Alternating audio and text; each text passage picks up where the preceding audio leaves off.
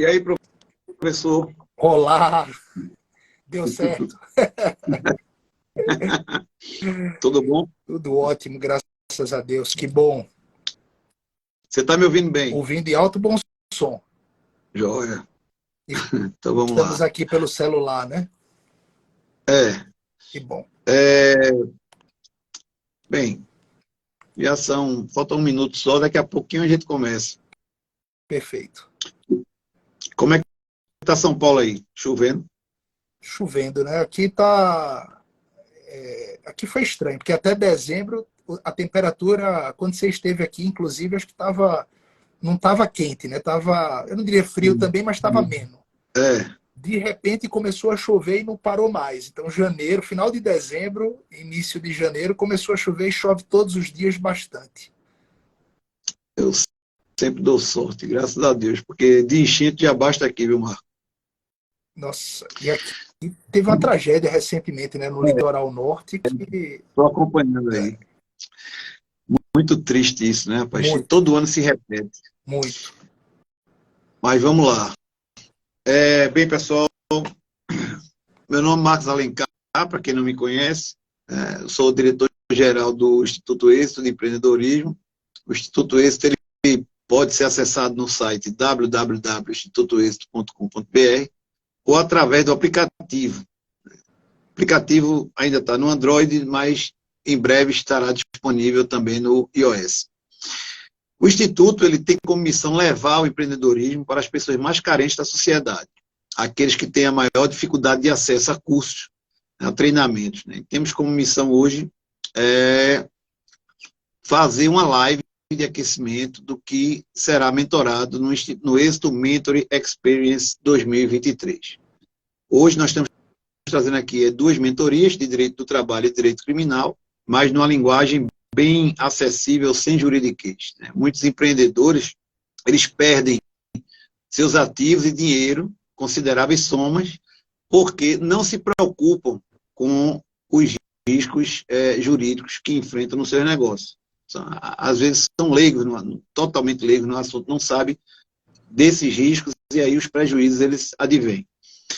Hoje nós estamos aqui recebendo o nosso mentor e fundador do Instituto Êxito Empreendedorismo, Dr. Marco Florencio, né, que é PhD de verdade, é importante dizer isso, PhD de verdade em Direito Criminal, é um professor, uma das maiores autoridades do país nesta área, na área criminal, e vai abrilhantar aqui essa nossa conversa, de empreendedor para empreendedor, com dicas valiosas. Né? Então, assim, passo a palavra aí para Marco Florencio, para ele fazer as considerações iniciais.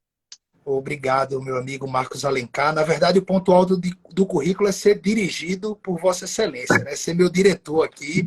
Meu diretor é o professor e amigo, advogado, escritor, Marcos Alencar, que tem aí uma visão do direito transversal. Né? Ele disse, vamos ter uma visão do direito do trabalho, mas o Marcos tem uma visão transversal.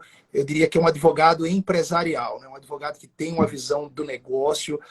Como todo negócio tem muitos problemas trabalhistas, tem aí uma ênfase na área trabalhista, mas eu aprendo muito em questões correlatas, a empresa, a integridade, LGPD, já vi várias palestras do Marcos de uma forma muito didática, e o nosso objetivo hoje de fato, a trazer ao público em geral, e nós que participamos desse instituto e que acreditamos no propósito do Instituto Êxito de Empreendedorismo, que é um instituto que busca justamente transformar, não é, o entorno em que os empreendedores vivem. A gente acredita que, de fato, a gente só vai conseguir mudar o país se a gente conseguir mudar o entorno onde a gente vive, empreendendo como nosso presidente Janguier diz, empreendendo em nós mesmos, empreendendo no nosso CNPJ ou no CNPJ de alguém.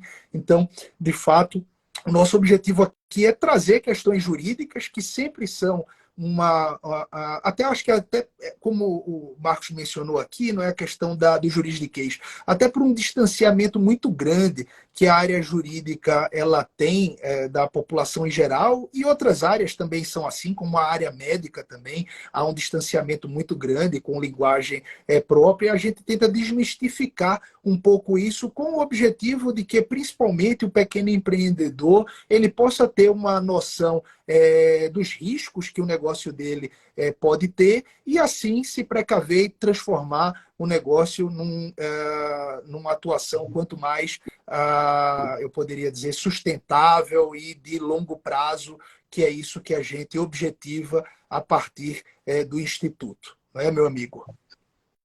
Pois é, Marcos. Então, eu já começo ali a fazer uma pergunta aqui, eu vou depois trazer as minhas dores, né? Quais são, assim, as 3 causas, os 3 problemas mais comuns do seu dia a dia, assim, de rotina, que o empreendedor bate na sua porta e que ele tende a ser envolvido ou que ele traz essa dor de cabeça, né? Quais são os 3 temas, assim, é LGPD, é falsificação, é um software que ele tem na empresa dele que é pirata, que ele acha que aquilo ali não é nada demais. O que é que você aí tem como prato do dia? Olha, é tão interessante, né? Porque quando a gente sai da rua, sai para a rua, a gente já vê a quantidade de coisas infrações que às vezes a gente termina por praticar, né? Às vezes é um buraco na rua que você tem que pegar a faixa de ônibus para desviar do buraco, aí já está praticando a infração de andar ali na faixa de ônibus. Isso para dizer o quê? O Brasil é um país que te traz muitas dificuldades para que você haja, diria, em conformidade com a norma. O primeiro ponto, então, que eu verifico muito forte é a dificuldade que a administração pública em geral ela tem para, como é que eu posso dizer, para tratar de forma proativa o empreendedor. Hoje, o empreendedor, para abrir um estabelecimento comercial, precisa de uma série de alvarás.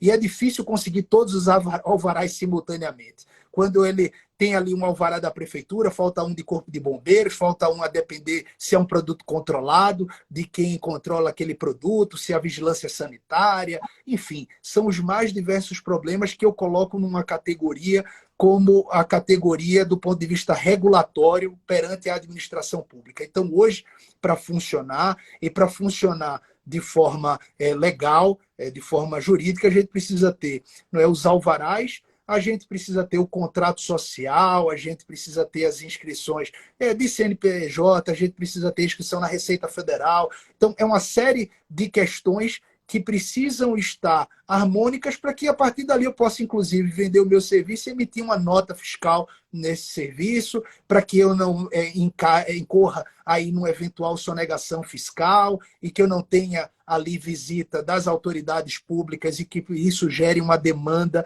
e um trabalho que inviabilize a continuidade da prática. Então, esse é um primeiro ponto que o empreendedor já tem dificuldade para colocar o carro dele na rua, né? Esse é um ponto que eu destaco de suma importância. Então, seria a regularidade, né? A empresa já começa de uma forma irregular. No dia seguinte, o cara já está sem o alvará, com aquela questão ambiental envolvida. Às vezes você tem até o esgoto da empresa não é tratado, perfeito. Não tem. Perfeito. Dos mais variados possíveis e grandes. Isso é a burocracia, né, Marcos? Pois é, do meu lado aqui, né, e eu digo sempre que a execução trabalhista é a mais violenta possível, né, a sua também, porque você perde a liberdade, né, e agora com essa história de perder a CNH nas execuções, a trabalhista está, assim, a onda ainda vai começar, né, mas o sinal verde já deu. Então, no meu ramo aqui, trazendo dados estatísticos do Tribunal Superior do Trabalho, olha, reconhecimento de vínculo de emprego. Então, muita gente começa essa empresa, eu vou colocar um PJ aqui, vou fazer um contrato de pessoa jurídica, que eu não vou ter empregado, eu acho que isso não vai dar problema nenhum. Então, já começa com uma tremenda dor de cabeça, porque aquela pessoa dá expediente, cumpre ordem, trabalha diariamente na empresa, tem lá uma sala, uma mesa, e é identificado como uma função, como se empregado fosse, apenas ele não está formalizado como tal. E isso aí, esse primeiro item, né, você veja, eu já tive muitos casos aqui que não é só o problema trabalhista. O problema trabalhista a gente faz lá um acordo, tenta resolver. Mas isso deságua num problema de sonegação previdenciária, de sonegação fiscal, e a empresa passa a ser investigada quanto a isso. Ainda é uma coisa difícil de acontecer. São poucos a incidência para a quantidade de reclamação buscando vínculo de emprego. O outro tópico é a questão das horas extras. Isso é um baú, né, eu digo assim, é um tesouro enterrado que muitos empregados vão buscar depois que o contrato termina. Eu sugiro assim sempre ao empreendedor, faça uma conta de quanto vale uma hora extra, né? Faça lá o somatório, pega o salário, divida por 30, acha o valor de uma hora, coloca um adicional de 50%, mais 44% de reflexo, você vai ter ideia do valor de uma hora extra. Imagine sua empresa funcionando se você não tem esse controle e há um acúmulo de hora extra. Um belo dia essa conta fica meio que impagável, entendeu? Então é um tema muito recorrente na justiça, por quê? Porque ele é um tema muito valioso. A terceira questão mais recorrente é a questão da insalubridade. A insalubridade ela é muito séria, porque iluminação, ruído, você tem às vezes até a pessoa que limpa o banheiro, a depender da quantidade de gente que tem na empresa, aquela insalubridade, ela está sendo ali mês a mês acumulada por aquela pessoa e os próximos 5 anos de contrato, isso vai servir de uma futura reclamação. Então, o que a gente defende, né, aqui, eu acho que você pensa da mesma forma, é que, óbvio, que uma empresa não pode se dar o luxo nem sempre de ter um advogado criminal, um advogado trabalhista, um advogado previdenciário, mas o empreendedor, ele precisa se informar. Ele tem que ler a respeito, ele tem que se interessar pelo tema, porque, vez por outra, vai chegar essa conta muito amarga para ele pagar, né? E aí eu queria ouvir de você, né, essa questão, se acontecer, né, quando você é chamado por uma autoridade para ir lá prestar um esclarecimento. Eu tive um caso recente aqui de uma pessoa que estava descartando um resíduo, acho que era óleo vegetal, alguma coisa assim, e foi chamado pela delegacia do meio ambiente. Então chegou o carro da polícia na porta da empresa, baseado numa denúncia, e estava lá já o inquérito aberto, né? E o empreendedor, achando que aquilo ali era a coisa mais normal do mundo, ele jogar o óleo vegetal, descartar o óleo vegetal na rede pública, no esgoto público, ele achou que aquilo ali não daria nunca um processo. Então, aí eu queria saber de você, num caso desse, e a gente aqui está falando de empreendedor para empreendedor, um empreendedor que não tem uma, vamos dizer assim, uma assessoria, né, que não tem dinheiro para gastar tanto com assessoria, o que fazer? Eu vejo hoje que eu acho que a maior lição do que os programas de compliance trouxe para os empresários é a questão da produção, né? O que eu posso dizer é uma palavra não tecnicamente viável, mas eu acho que ela é muito esclarecedora. É você ter prova positiva. O que é prova positiva? Eu acho que hoje o empresário ele tem que catalogar tudo, fazer um dossiê de absolutamente tudo que ele tem uma pastinha organizada, de, por exemplo, se ele dá a cesta básica, ter isso ali documentado, essas doações, se ele faz uma revitalização, uma plantação, de fato, o que ele tiver, não é, Tudo de que ele fizer de agenda, bem, né? Tudo que ele fizer de bom, ele tudo que deve ele tem de guardar. bom, ele vai ter que guardar, porque uma hora vai ter uma coisa ruim, como você bem mencionou, que é uma denúncia anônima, que vai alguém ali que quer prejudicá-lo e vai trazer consequências que vão denegrir ali, no mínimo, a imagem dele dentro do entorno, na área de atuação. Então, essa prova positiva, eu acho que vai mostrar que o papel desse empresário não é um papel passivo com relação às demandas, que ele pode até infringir uma norma, mas que a prática dele não é de infração de uma norma, é a distinção de uma empresa criminosa para uma empresa que eventualmente terminou por praticar, os seus dirigentes terminaram por praticar algum ilícito, qualquer que seja, trabalhista, criminal, porque imagine só, se a pessoa tem lá e traz, não é obrigado a trazer um vale alimentação, mas dá um vale alimentação para o seu funcionário. Ele não é obrigado a dar uma cesta básica, mas dá uma cesta básica para o seu funcionário, paga um plano de saúde. Isso tudo precisa estar muito bem documentado para amanhã, se disser que aquilo ali é um trabalho escravo, que está fazendo os funcionários hora extras, ele vai mostrar, olha, me desculpa, mas isso não corresponde com o tipo de empresário que eu sou, pequeno que sou, e consigo fazer isso tudo. E aí, esse corte é importante para a Justiça do Trabalho, para a Justiça Criminal, para a própria Previdência Social, enfim, para as mais diversas áreas. Então, a minha preocupação hoje com o empregado é que o empresário é que o empresário ele tenha provas positivas para mostrar quem de fato ele é, que ele tenta agir em conformidade. Então, hoje, se eu dissesse assim, olha, qual é a dica de ouro, né? A dica de 1 milhão que todo empresário tem que ter, independentemente de ter advogado, independentemente de buscar algo formal. É ele tentar documentar absolutamente tudo que ele faz em prol da empresa, em prol dos seus funcionários e colaboradores e em prol de todo o entorno que ele está inserido. Isso pode ser um simples cabeleireiro numa comunidade. Não é um simples salão de beleza numa comunidade, onde ali a pessoa pode estar dando quentinha ou dando ali uma alimentação. Isso tudo precisa ser documentado para que amanhã, se alguém mostrar que existe uma irregularidade no contrato de trabalho, ele mostre que o fim social daquela empresa ela está sendo cumprido. Isso mesmo, está sendo cumprido. A grande dica, Marco, que você está dando aí, a gente fazendo aqui uma reprise, um apanhado, é o seguinte, é que tudo de bom, né, que a pessoa jurídica fizer, que os diretores fizerem, é bom que se documente, que se guarde isso num arquivo, porque nós que somos brasileiros, a gente luta muito com essa questão da organização, né? Isso. O nosso povo, a gente não gosta ele é um povo muito é um povo muito informal, né? A gente aqui está colocando a carapuça também, não está criticando ninguém. Então o brasileiro é muito informalismo. Não, eu já fiz, se eu precisar daquilo eu vou lá buscar, mas às vezes não há tempo para isso. O que você está dando aí de excelente dica é que, guarda tudo que você fizer de bom, porque na hora que tiver qualquer denúncia, né? E hoje as denúncias, elas são as campeãs, é o que move as autoridades, são as denúncias. Então, na hora que tiver uma denúncia, você vai ter algo para mostrar, porque o que você está dizendo aí eu vou me intrometer na sua área, porque eu leio muito os jornais e acompanho isso.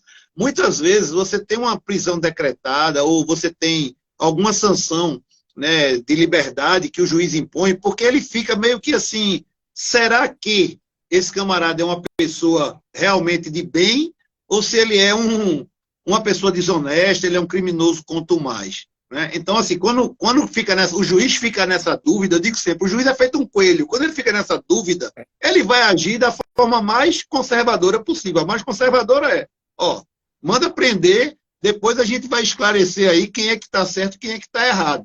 Então, é muito importante que essa dica que você está dando, ela é muito significativa. Na questão, nessa questão que você está falando, que você falou aí em trabalho escravo, né? Eu acho que isso aí é um tema, né? 2 temas que são muito novos, mas que muitos empreendedores vêm pagando um alto preço por desconhecimento. Quando a gente fala de trabalho escravo, não é aquele trabalho acorrentado, né? Não é aquela escravidão do século passado. É a condição análoga a escravo. Qual é a condição análoga a escravo? É não ter água potável, é não ter um lugar separado para que se alimente bem, é não ter um banheiro limpo. Tudo isso hoje é considerado condição análoga, é excesso de jornada, 4, 5, 6, 7 horas extras. Às vezes a pessoa entra na empresa às 8 horas da manhã e da meia-noite a pessoa está lá trabalhando. Então, isso é considerado também condição análoga a escravo. Vai repercutir tanto na esfera trabalhista quanto na esfera criminal. E a questão, Marco, do assédio, que também eu acho que tem uma total ligação entre as nossas áreas, que é o assédio sexual. Nós temos aí o caso do jogador, né, do Daniel Alves, que está aí repercutindo na imprensa mundial, e isso é uma coisa que muita gente diz, os casos de assédio estão crescendo. Não é bem só crescendo o caso de assédio, é que a intolerância por qualquer assédio, tanto moral quanto sexual, ele está muito maior, em relação à sociedade, em relação também ao judiciário. Então, aquela pessoa que antigamente tolerava, né, aguentava, hoje já não aguenta mais. Né? E quando provoca autoridade policial ou autoridade trabalhista, né, que às vezes provoca as duas ao mesmo tempo, a catástrofe está armada. E, no meu caso, o empreendedor, ele às vezes nem sabe que está acontecendo, porque ele não se preocupa com o andar de baixo da empresa dele. Ele não está de olho no andar de baixo, que eu digo, onde está a grande operação. E aí, quando ele descobre, já é uma notificação ou do Ministério Público do Trabalho ou da delegacia, né, especializada, chamando ele lá para prestar os esclarecimentos. Nesse caso, que o empreendedor ele não praticou o crime, ele não, mas há uma sensação de conivência. Qual é a dica que você daria aí para quem está aqui nos assistindo? E quem vai nos assistir depois? A primeira dica, que não é nem jurídica, né? Que com essa dinâmica que hoje a gente vive, isso é tudo, esse movimento, né? Que é o movimento da integridade. Eu gosto desse termo, que é um termo brasileiro, né? Ou um termo em português, para não utilizar do estrangeirismo compliance. Mas esse tema da integridade é um movimento mundial ocidental.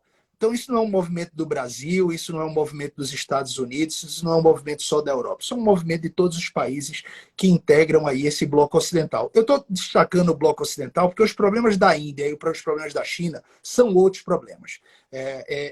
E que estão longe, e da Rússia, estão longe da discussão da questão da integridade. Então, a primeira dica que eu diria é que hoje o empresário, o cidadão, ele não precisa só ser honesto.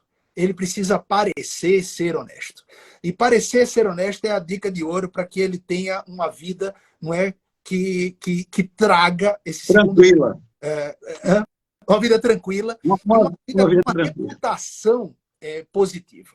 Porque hoje tudo é imagem. A tua empresa ela é avaliada por imagem. Então, digamos aí um sonho que é do empresário, que é ter a sua empresa listada em bolsa. Não é uma empresa que, de fato... E por que eu estou dizendo listada em bolsa? Não, praticamente porque mostra o tamanho dela, que nem mais os bancos conseguem emprestar dinheiro para você.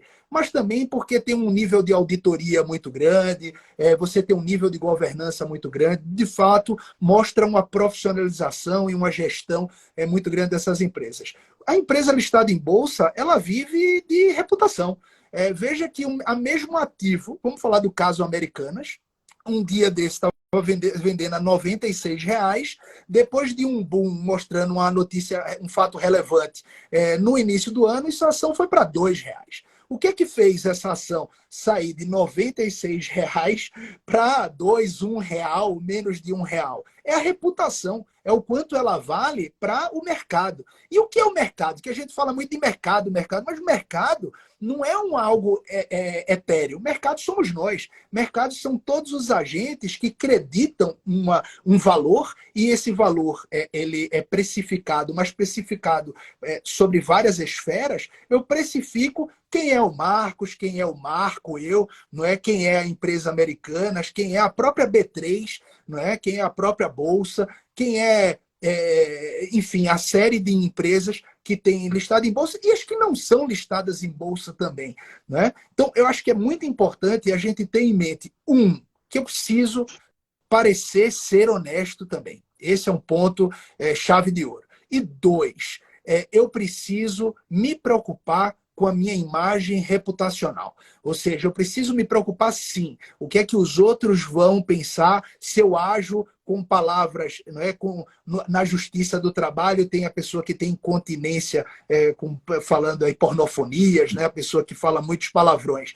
O empregador também, não só o empregado, que é uma pessoa pornofônica. Qual é a mensagem que eu estou dizendo? Eu finalizo essa fala, Marcos, dizendo o seguinte: a integridade ela tem que fazer sentido do porteiro do prédio ao alto escalão de uma empresa. Então, ela tem que ser um discurso uniforme. Se a pessoa, em algum momento, ela está falhando, ela, de fato, não está passando a mensagem que deveria passar enquanto executivo. Porque hoje, principalmente no direito penal, vem abrindo muito essa dinâmica sobre responsabilidade do gestor, a responsabilidade criminal, responsabilidade dos conselheiros. Está a discussão muito em voga aí do caso da Americanas e como isso vai ficar para os próximos casos. O caso da Vale de Brumadinho. Então, o papel da empresa hoje é visto o papel do empresário de o quanto ele deveria agir, o quanto ele foi omisso e deveria agir. Ou seja, não adianta ser apenas honesto. Eu tenho que parecer ser honesto, eu tenho que agir, mesmo quando a norma não pede para eu agir, para que eu dê o exemplo. Pois é, Marco, veja só, isso que você está dizendo, eu concordo plenamente. Essa questão da reputação, né? Eu digo que a reputação ela é um investimento que tem que ser contínuo e muito proativo por parte do empreendedor. Eu digo sempre que é o seguinte, é feito um avião. Se você está voando rasante, você não está preocupado com a sua reputação. Qualquer turbulência que você pegar pela frente, que às vezes você faz tudo certo, mas surge uma turbulência. Um funcionário, uma pessoa, uma denúncia falsa, mil coisas podem acontecer ali, até uma denúncia que envolve um concorrente seu, mas que todo aquele setor que você trabalha, né, você trabalha com o setor, exemplo, gráfico. Aí, ó, foi descoberta uma gráfica que está tendo um problema ambiental. Automaticamente a autoridade vai fazer uma fiscalização em todas as gráficas, então você não tem nada a ver com aquilo. Então, quando eu digo que a reputação é a altitude que você está voando, é exatamente para que na hora que vem uma turbulência, o seu avião tenha espaço entre o avião que eu digo é a empresa, onde você se encontra, para onde está lá o solo. E você precisa ter essa massa aqui de manobra. Porque se você está voando rasante, você não investiu na reputação, né, aí realmente você não tem nem tempo para reagir. E aí eu trago uma coisa que está muito em voga e que muita gente está amedrontado com isso. E eu acho que tem tudo a ver com a tua área e é mais um risco também que a gente vai falar aqui, que é a história, Marco, do cancelamento. O cancelamento que eu estou me referindo é um grupo de pessoas que tem acesso à internet, tem uma série de seguidores e coloca lá no Twitter, no Facebook, no próprio Instagram, cria uma corrente de protesto, né? E aquilo ali começa a denegrir a imagem de uma empresa. E isso causa grandes prejuízos. E aí a gente tem os dois lados da moeda. Tem aquela empresa que realmente deu motivo para esse tipo de cancelamento, mas existe o outro lado que não deu motivo nenhum, né? Nós temos aí, podemos citar, que envolve reputação, é um dado público, a gente aqui não está criando nada, que é a história do Grammy, que a Anitta, infelizmente, perdeu o Grammy, né? O Brasil não conquistou, uma americana ganhou, e aí houve um movimento de cancelamento, ou seja, de falar mal dessa pessoa, porque ela, infelizmente, ela ganhou. Felizmente, ela ganhou. Então, assim, ela não fez nada contra ninguém. Então, aí eu pergunto, quando uma empresa, um empreendedor, ele passa por uma situação dessa de injustiça, tá? Ele não fez nada, ele está sendo injustiçado. Qual seria as providências criminais mais adequadas, porque você está lutando contra um movimento que está lá na internet, que muita gente acha que aquilo ali não é identificável, que não tem rastreamento e que não vai se achar de onde está partindo todas aquelas agressões, aquelas ofensas. Qual é o beabá disso? O que é que o empreendedor que é pego tão de surpresa assim deve fazer? Hoje, aí é um problema. Essa pergunta é aquela resposta, de fato, que se eu tivesse, viu, Marcos, eu acho que eu estaria... Valia 10 milhões de dólares. Valia 10 milhões de dólares. Essa pergunta é uma pergunta que é a pergunta que move hoje até as próprias discussões jurídicas e filosóficas, sociais. Eu vou te dizer aqui, pelo menos, duas questões importantes. A primeira, a preocupação que hoje o sistema de justiça brasileiro ele tem em regular fake news, ele tem em trazer uma resposta à discussão de fato, crimes contra a honra na internet. Né? É interessante que, se a gente for olhar a discussão de crimes contra a honra, na década de 90, sem internet, né, sem nada, a discussão era que isso, né, essa espécie, esse espectro de criminalidade deveria ser abolido. As questões contra a honra, elas deveriam ser discutidas apenas na justiça civil. Então, os autores diziam assim, olha, isso não tem mais sentido em discutir honra em pleno século XXI, porque aí é uma questão de ponderação do critério de que cada um tem o que é seu e que, de fato, do ponto de vista objetivo, se houve a violação, isso deve ser quantificado, o prejuízo na esfera civil. Aí vem a internet que o negócio dá uma guinada.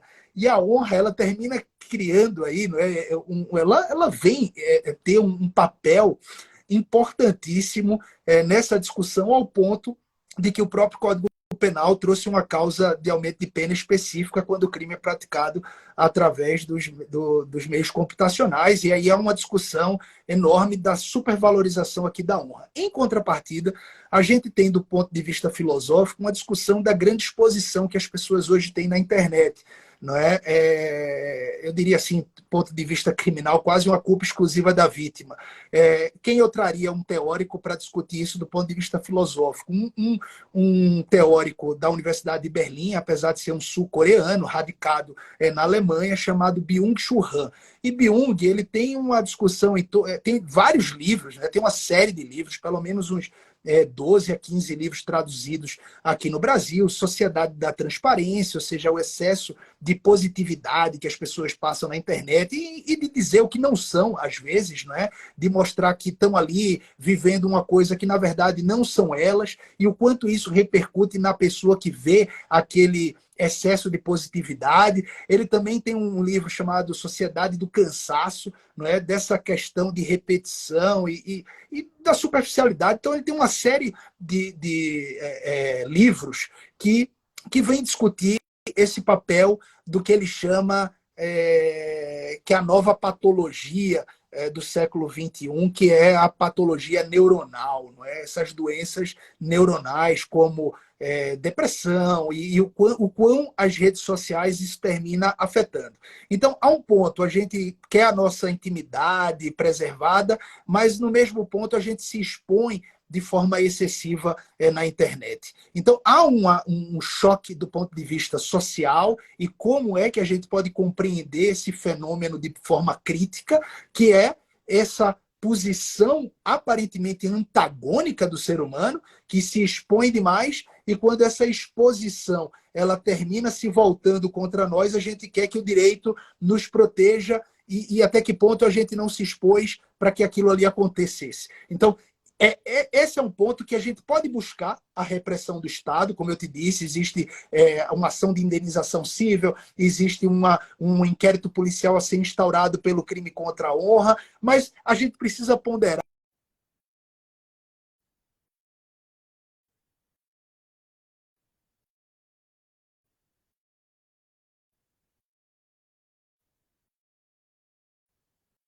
Eu acho que cortou, né? Cortou um pouquinho. Você disse, a gente precisa ponderar se não vai repercutir no efeito Barbra Streisand, né? Que é você tenta remover uma informação da internet e, na verdade, essa informação ela vai ser muito mais difundida do que retirada.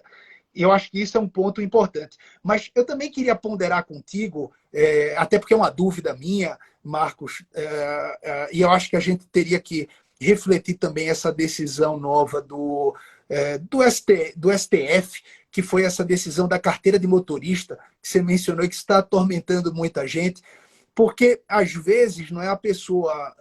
o simples fato...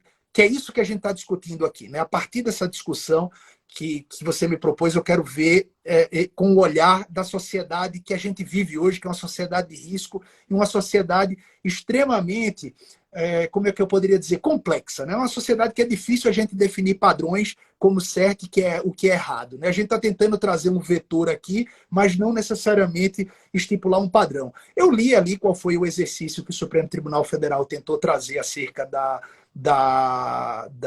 carteira de motorista, que são os réus que tentam se evadir do sistema de pagamento, das dívidas que têm, e que às vezes ostentam um poder econômico que diverge do que, de fato, eles têm enquanto devedores. E aí eu fiquei pensando que, necessariamente, né, às vezes, quando é uma pessoa física devedora, é uma coisa fácil de visualizar. Mas, digamos, vamos pensar a seguinte situação hipotética. A gente tem aqui, trabalhando com empreendedores, e eu tenho um empreendedor que tem 10 empresas que ele atua. Ele aí investe em 10 empresas, das quais algumas empresas são extremamente lucrativas, outras pagam as contas e outras deram super errado. E aí a gente vê o seguinte, deram prejuízo homérico e estão devendo enormemente na praça. E aí eu fico na minha dúvida, né? Será que o empreendedor, pessoa física, ele precisa tirar dinheiro de uma companhia para pagar as contas de outra companhia? Qual é a relação que ele tem com os seus sócios? Será que ele vai conseguir nessa outra empresa diluir integralmente? Será que ele necessariamente precisa falir todas as outras empresas e sua participação acionária para adimplir com os débitos daquela empresa? E aí eu vou de uma forma muito clara. Eu posso dever numa empresa, por hipótese, 1 milhão, ser credor de outros sócios de 10 milhões, e aí eu estou devendo 1 milhão, mas estou andando com um carro importado porque as minhas outras empresas deram lucro. Será que eu preciso pagar na pele o insucesso de um dos negócios em prol de outro? Eu fico pensando, isso é uma dúvida genuína mesmo. Por quê? Me parece que a gente tenta mostrar aqui na realidade brasileira, isso me parece ter até uma tradição. No direito penal a gente chama isso, porque o direito penal é muito claro, porque o direito penal importa de todo o sistema religioso essa discussão, por exemplo, penitenciária vem de pena, né? A penitência que a pessoa tem que pagar, a cela é o lugar que o monge fica recluso, que é o nome do quarto do monge. Então a gente tem toda uma importação do sistema religioso para dizer assim, eu estou expiando a minha culpa através da pena. Será que a gente no sistema civil também não vê que esse débito, eu tenho que expiar a minha culpa, eu tenho que mostrar que eu dei tudo de mim para sanar aquele débito, para que, de fato, eu não seja merecedor da perda da minha carteira de motorista? Então, eu fico preocupado com isso, porque qual é a visão de empreendedorismo que a gente quer dar, não é? É que, de fato, se eu sou exitoso, ótimo, mas se eu sou derrotado em uma empresa, eu tenho que ser derrotado em todas para que, de fato, eu seja bem visto no mercado. É difícil ver isso, né? Veja, vamos lá, o empreendedor, ele tem que... nós temos vários Brasis, né? A gente costuma dizer isso, né? Nós temos vários Brasis e faz parte da nossa nação. Não adianta a gente reclamar porque nas próximas, acho que 10 gerações não vai mudar isso. Então, nós temos várias justiças. Existe o lado formal, que isso que você está dizendo aí, jamais uma empresa poderia se contaminar com outra. Uma empresa não se contamina com a outra. Tecnicamente, não. Eu tenho uma empresa que dá lucro e tenho outra, eu tenho um salão de beleza que dá lucro e tenho uma gráfica que me dá prejuízo. São dois negócios apartados, distintos. Eu apenas sou controlador dos dois negócios. Mas cada um tem a sua estrutura própria, tem a sua...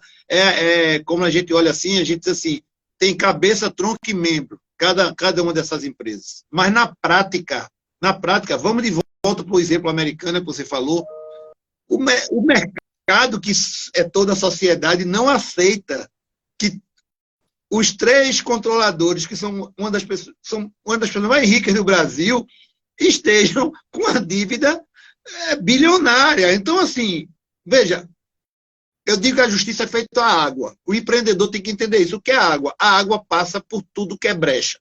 Aquela goteira a gente não consegue descobrir. A gente sobe no telhado, troca o telhado, faz de tudo, mas a água consegue penetrar para lugares. Então, é a execução da justiça, que antigamente era só da trabalhista, mas hoje é de toda a justiça, né? Hoje, na sua área criminal aí, determina aqui uma prisão, ninguém está achando, está foragido, manda logo para a Interpol. Então, assim, é um negócio, vai logo para o reconhecimento facial. Então, assim, é um negócio que é muito imediato. Então, isso é uma contaminação que antigamente a gente só tinha na Justiça do Trabalho. Então, o empreendedor hoje, se ele não tiver preparado, né, para essa realidade, porque não adianta ele ficar além dos livros só. Não, a CLT diz que uma pessoa jurídica que tem cabeça, tronco e membro, e a outra tem também, são independentes, que elas não se comunicam. Meu caro, na prática, não é assim que funciona. Se você ostentar, e a gente está aqui numa ferramenta de altíssima ostentação, que é o Instagram, né? Se você ostentar no Instagram, você tem um barco, você tem uma casa na praia, você mora num apartamento maravilhoso, você tem viagens cheias de histórico, e você tem uma dívida trabalhista, que é uma dívida de natureza alimentar, perfeito, você vai ser perseguido. Que estão dependendo daquilo. Estão dependendo, não tem nem... mas olha, tecnicamente... E aquela história, prende-se primeiro para depois se discutir quem é que tem razão. Quando eu digo prende-se primeiro... Volta a questão da imagem. Qual é a É, imagem que eu quero passar? no meu ramo, prender primeiro é bloquear a sua conta, entendeu? Se tem uma execução, vai bloquear a conta para depois. E outra coisa, hoje o processo eletrônico, muita gente diz, está tudo às claras. Não, não é às claras, porque são procedimentos perante o Banco Central para depois chegar no processo. Aí, veja, o empreendedor está lá, confiante na lei, e ele perde o capital de giro dele, ele perde o dinheiro da folha de pagamento, é o fornecedor que ele tinha que pagar. Então, assim, você veja, quando eu vi esse caso da Americana, eu só me preocupei com fornecedores, porque eu disse, imagina, isso é um efeito dominó, né? Imagina esse gigante tombando, o que é que ele não vai puxar junto? Eu confesso que eu fiquei até com medo do sistema bancário. Eu disse, como é que está esse dinheiro, ele foi cedido por alguém, esse buraco não abriu, isso é um terremoto, entendeu? Então, assim, quando a gente vê um terremoto, aquilo ali tem uma repercussão, né? Pode gerar até um tsunami. Então, a gente, quando vê isso, a gente fica com isso. Então, isso aqui, Marcos, eu digo todo dia para o empreendedor que bate na minha porta, que a gente fala no Instituto Êxito, né? Que tem os cursos. Pessoal, era do tempo que o direito era uma disciplina chata, que você não tinha que se inteirar dela. Hoje você precisa ter o conhecimento básico na área do trabalho, na área criminal, na área do direito ambiental, na área do direito contratual. Eu conheço vários empreendedores que dizem assim, pode 10 advogados dar ok no contrato, mas eu só assino o contrato se eu ler o contrato e entender cláusula por cláusula. E ele está certo. Porque depois que assina, não tem mais volta. Então, assim, eu acho que esse bate-papo da gente aqui é um aquecimento, né, como a gente disse no começo, para provocar as pessoas a participarem do Êxito Mentor Experience, que todos, quando a pessoa chega para mim e faz assim, mas é um evento muito caro, poxa, é um evento que dura o ano todo, é um evento que tem mais de 50 mentores, é um evento que você jamais sai do mesmo jeito que entrou. E converse com quem fez, com quem realizou, né, Marco? Eu queria que você fizesse também essas considerações aí.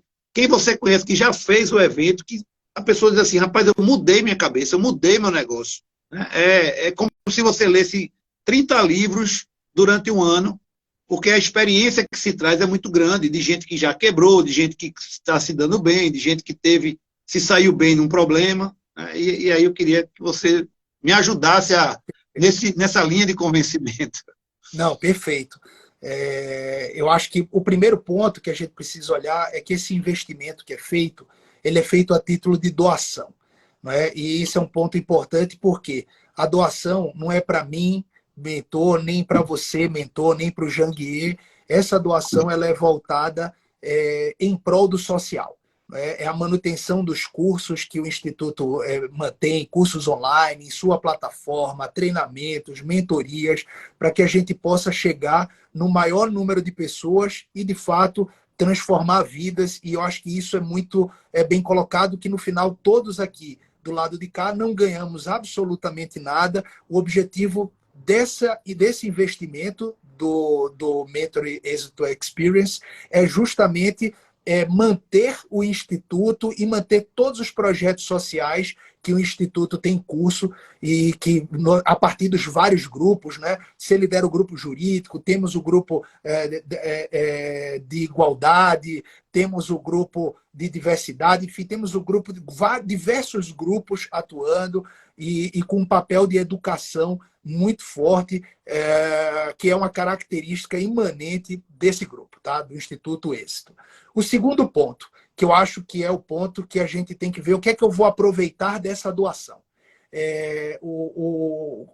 Acho que um dos maiores ativos que a gente tem hoje é essa rede de relacionamento, esse networking e aprender com quem errou e com quem acertou. Não é não repetir os erros, porque aí a gente minimiza a possibilidade de erros e potencializa a possibilidade de acertos. O Instituto Êxito reúne, o Janguier conseguiu aí, de uma forma maestral, tudo que ele toca é assim, é um obstinado, né? O Janguier é uma pessoa que cansa ao você só estar do lado dele, porque é tão ativo e tão com uma visão multidimensional que a gente precisa estar aqui com o pé no chão e pedir para ele segurar de vez em quando a cabeça para a gente tentar acompanhar o raciocínio. Mas essa é uma forma que ele consegue unir diversas pessoas das mais variadas formações, dos mais diversos setores, setor financeiro, setor educacional, setor de varejo, os mais diversos setores o Janguier consegue reunir dentro dessa mentoria e possibilita que o mentorando tenha uma infinidade, é uma infinidade mesmo, né? É uma enormidade de aulas, uma enormidade de aulas sem repetição, ou seja, dos mais variados, equilíbrio socioemocional, forma de empreendedorismo, pessoas que tiveram esses acertos e erros, criptoativo, enfim, tem dos mais diversas mentorias. Eu, particularmente, digo para ele que um dia queria disponibilizar do meu tempo para ser mentorado, né? Para ter a possibilidade de assistir toda a carga horária, que ao término disso tudo, com esse leque de opções, que eu não tenho dúvidas, a pessoa vai sair muito mais fortalecida do que entrou no Instituto, com conhecimento e com rede de relacionamento, porque a interação ela é diuturna, né? Uma interação que vai para além da aula, para mentorias específicas e que finaliza, né, naquele ele tem Muro Alto, onde a gente tem ali a possibilidade de, na troca do particular, da intimidade, conseguir de fato ali ter o pitch, né? Ali um momento de venda que, quem sabe, a gente não consegue vender uma ideia para um executivo e já ali eu consiga, não é, alavancar a minha empresa, a minha ideia. Então, eu não tenho dúvidas que o ingresso, né, a participação, ela é da mais... como é que eu posso mencionar? Da mais proveitosa possível, e que ainda ela finaliza com uma formalização, né, que é uma formalização de um curso de pós-graduação, ainda serve como um curso de pós-graduação atestado de tanto 3 no Brasil universidades, quanto nos né? Estados Unidos, né? Universidades brasileiras e americanas. Então, de fato, eu vejo esse curso, né, essa mentoria, como uma mentoria das mentorias mais completas que eu vejo no mercado, que eu vejo uma mentoria altruísta também, ou seja, a pessoa consome tudo e tudo que ela dá é doado, né? Tudo que ela investe é doado e não é investido, porque o curso é uma pessoa, a certificação é alguém que tem o Janguier certifica por uma das faculdades do grupo C, eu acho que o Chaim certifica com uma universidade norte-americana que participa também, enfim, todos O doam. Carbonari, a Must University Carbonari, né? também O certifica, Carbonari, e a de Celso Nesquier, que é a Unicarioca. Unicarioca, também certifica. Então, a É, gente tem dos são 3 mais diversos certificações. partícipes aí, É. pessoas que são players no mercado que doam o seu tempo, doam ali aquele certificado que poderia estar sendo capitalizado, mas no caso específico está sendo creditado pela participação de horas numa atividade extensionista, que é um curso de pós-graduação. E além disso, você está com os maiores players do mercado, você está numa imersão de conteúdo e de networking. E veja, Marco, o que eu digo sempre, né? Quando a gente fala de network, a gente uma expressão que muitas vezes ela é mal compreendida, né? Porque as pessoas acham que o network ele vem do interesseiro, porque o interesseiro é quem mais aparece. E o network de verdade, né, que a gente defende, é o network do interessado. É o interessado. Poxa, você está me dando essa informação, você está me ajudando nisso, você está me dando uma mentoria, você tá me trazendo um alerta aqui que, se eu aplicar, eu vou me livrar de um grave prejuízo da minha empresa ali na frente. E como é que eu posso contribuir? Qual é a gratidão? Né, o que é que eu posso lhe dar de retorno em termos de gratidão? Então, a gente prega muito esse ambiente dentro do Instituto e isso é uma coisa que vem funcionando ao longo de todos esses anos, e tivemos aí 3 anos de pandemia, né? Sim. E a gente conseguiu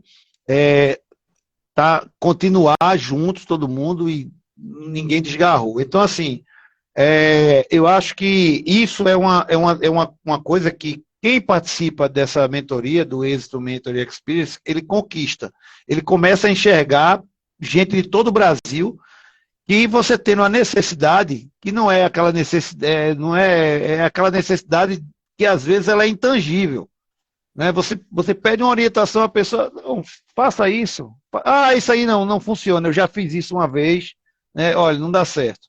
Muitas vezes a pessoa faz, eu recebi uma notificação aqui do Ministério do Trabalho, de um fiscal, eu queria que você fosse lá me defender. Eu disse, olha, faça o seguinte, pelo tamanho do seu negócio, pela sua reputação.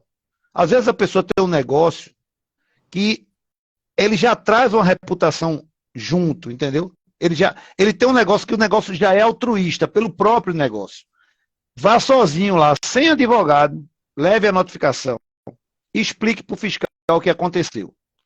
Convide para conhecer a sua empresa. E às vezes o fiscal, quando vê aquilo, vê que houve ali uma ingerência, foi uma coisa de leigo, não houve uma má-fé, não há um ganho. A pessoa não ganhou com aquilo. Ela fez porque ela desconhecia a lei. A gente vive num ambiente que tem lei, né? Nós que somos advogados, nós tomamos susto todo dia a gente aprende uma lei nova. Imagine quem não opera o direito. Minha tese então, de assim, doutorado, viu? É o problema da presunção do conhecimento de lei. Eu digo assim, não dá. Se a gente que estuda não sabe, imagine o terceiro. Não sabe, imagine quem nunca estudou especificamente. Aí o que acontece? A pessoa vai lá e diz, mas Marcos, eu fui lá e resolvi, tem advogado. Eu disse, se você tivesse ido com um advogado, teria criado todo um rito e não estaria resolvido. Então, quando a gente fala disso, né, a gente trata disso nas mentorias. Às vezes o mentorando diz assim, rapaz, você tirou, eu tinha uma dúvida na minha cabeça, eu tinha um problema. É um clique. Então, assim, é uma coisa, como a gente diz aqui, é intangível, porque você está tratando com pessoas, né, que têm larga experiência no mercado. Não tem ninguém na mentoria que está fazendo você mentorando de cobaia. E a gente, quando vai vivenciando aquilo, a gente fica, parece que numa sede de querer ensinar o cara para não cair nos mesmos buracos que a gente cai, não ter os mesmos tropeços, né? Pois é como quem diz, ó, não vai por aqui não, dobre a esquina aqui. É quando você pede uma informação, né? Os mentorandos, né, Marcos? Ou seja, a rede entre eles. A troca de experiência. A troca de experiência dos mais diversos negócios, porque é uma relação simbiótica, né? Uma relação de troca. Tanto dos mentores com os mentorandos, dos mentores com os mentores e mentorandos com mentorandos. Então, as relações são multidimensionais. Isso é muito interessante também, que essa mentoria possibilita. É isso. Então, assim, pessoal, nós estamos aqui trazendo esse aquecimento para mostrar que a mentoria jurídica não tem nada de jurídico, assim, do ponto de vista doutrinário, daquela chatice, mas que a gente tenta trazer os alertas aos riscos de uma forma mais palatável possível, né? Você veja, Marco, voltando à história do jogador, né, que está aí preso, né, lá na Espanha. Talvez, se ele tivesse sido sincero no primeiro contato com o judiciário, ele não tivesse... se ele tivesse sido sincero e tivesse garantido que não ia ser evadido o país, olha, está aqui meu passaporte, né? Eu tenho aqui, sei lá, 2 pessoas que avalizam que eu vou continuar aqui, eu me comprometo a uma prisão domiciliar e o que eu cometi foi isso aqui. Eu sei que eu estou invadindo sua área, mas a gente está falando aqui de reputação e de posicionamento. Dificilmente ele estaria preso, né, numa cela. Por quê? Por conta dessa questão da boa-fé e da disponibilidade.